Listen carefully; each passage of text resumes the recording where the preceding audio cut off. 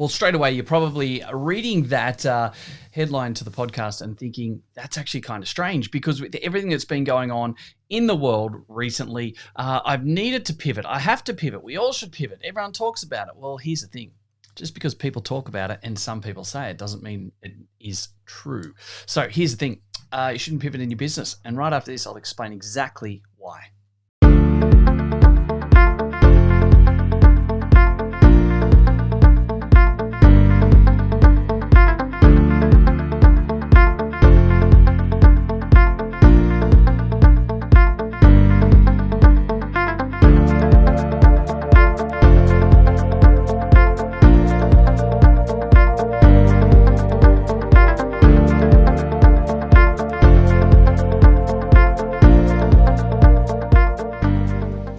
All right, so we're going to rip straight into today's episode of the Profitable Practice podcast. And simply put, we shouldn't be pivoting our business. I know that might challenge a few ideals and the fact that there's been a lot of people in the last X amount of months, even last year with the whole COVID situation, it was, we had to pivot. And what was the keys to your success? We pivoted hard when the lockdown happened. And we keep hearing the word pivot, and we had to pivot, and we pivoted and pivot. Here's the thing, guys. You shouldn't need to pivot in your business because the reality is the crux of the word pivot is the fact that it's a fundamental, big, slow change. And that's the thing that pivots exactly are. They are significant changes, massive alignment and operational changes in your business that take a stupid amount of time.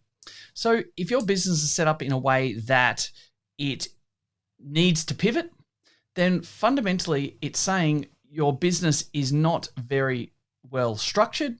Maybe it's fundamentally built like a deck of cards. It could come down at any time. Maybe it's a really good avenue to tell you that you've got all of your eggs in one basket regarding things like your marketing, or maybe the structure or the team. You're too reliant on just one key player. And so as a net result, when something does happen, you feel the need to pivot. There's that word again. But here's the real avenue and the real truth to this is that we shouldn't be in our businesses where we need to pivot, because ultimately it means that we don't have the right structure. The business model is wrong. We've got too much reliance on one person. So we need to diversify our team portfolio. Maybe we need to completely restructure the way in which we have multiple income streams, different revenue generating opportunities, different marketing, sales strategies that are easily able to be applied so that we can be more agile.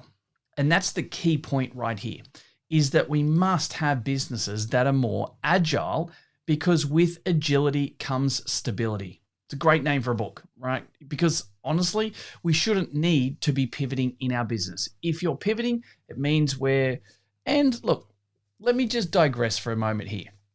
The fact is, when something absolutely extraordinarily happens, like a COVID situation last year, or maybe we go back 13 years or whatever to the GFC, right? Yeah, these things do happen every 5 years or 10 years, and it might mean that we're forced into creating a fairly large fundamental or operational change to our business. Okay, fine. But the vast majority of people, in fact, no one ever sees those things coming. We don't see the big crashes coming. No one saw the GFC coming for what it was. No one saw COVID coming for what it was.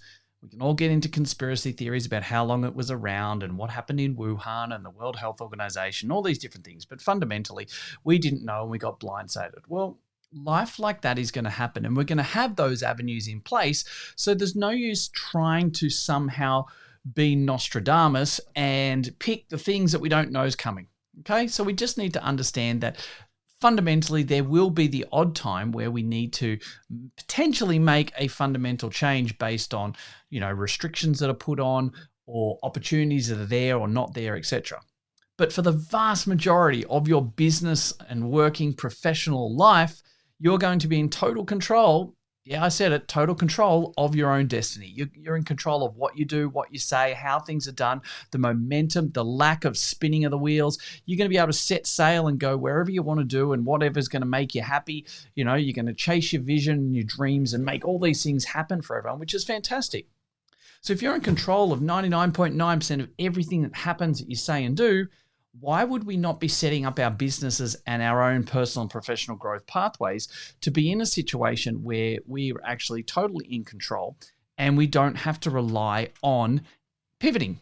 Because as I was just saying, the pivot is slow. And I always relate this back to like a big cruise ship, like the QE2 turning around in Sydney Harbour. It takes like 2 tugboats, takes 45 minutes to turn around and get itself sailing and moving. And it's a big ship. It's a big operation, right? And it's not easy for it to ultimately pivot, pull off the dock, turn around and sail out of the heads out of Sydney Harbour. You compare that to a business that's much more agile, like the ferries that zoom around or the water taxis that zoom around. And they can move around a lot quicker. They can pick people up, drop people off. They can go to a lot more different places. They're a lot more agile in what they do. Now, I understand that obviously, the big cruise ship is much bigger than the little water taxi. But ultimately, they're the same business. It's one business running a big ship that needs to pivot. And the other one is a business running a fleet of smaller, more agile boats that can ultimately take people from one place to another.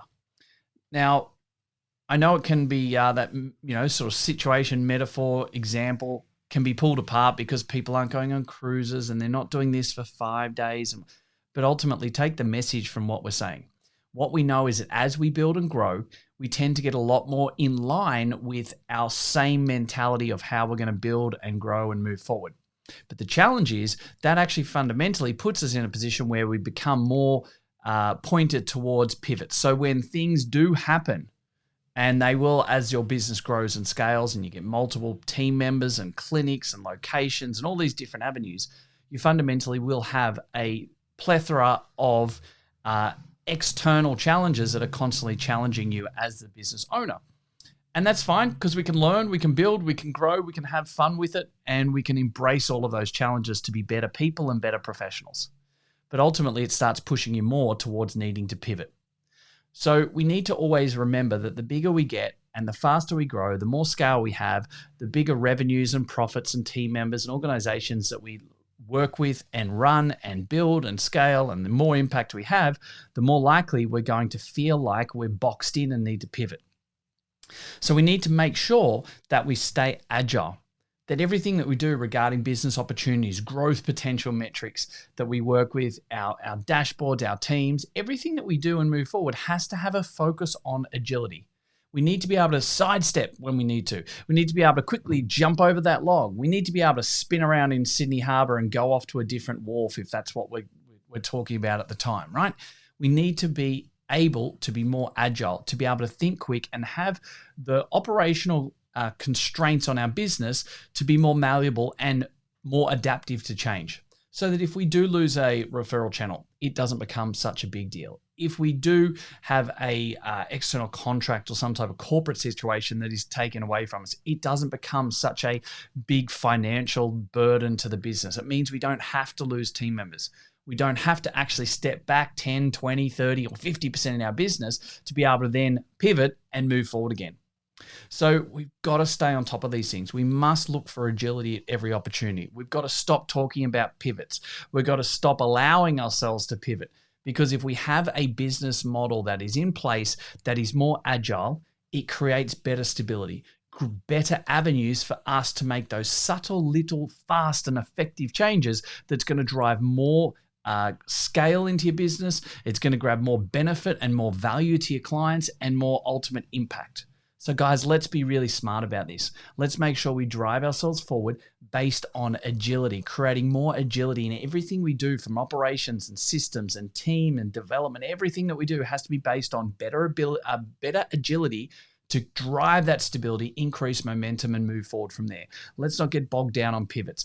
Let's certainly stop talking about pivots, because if we're talking about how great it is to pivot in your business, we've fundamentally forgotten and lost the fact that you shouldn't need to pivot in the first place. It's obviously a model or avenues that are broken, busted, or severely need to change, which means we're not ahead of the curve. We're not being innovative and creative and doing something that's different and standing out from the crowd. So let's always push ourselves towards being more agile, not actually allowing ourselves to be in a situation where we need to pivot. I'll talk to you again very soon. Hey guys, thank you very much for listening to another episode of the Profitable Practice Podcast. I would love nothing more than for you to be able to leave a review. I get so much joy out of listening and reading the amazing things that you guys say about this. So please subscribe to our channel, leave a review, and share it with your friends. Let's get some more fantastic information out there so all of us can grow the industry together. Cheers for now.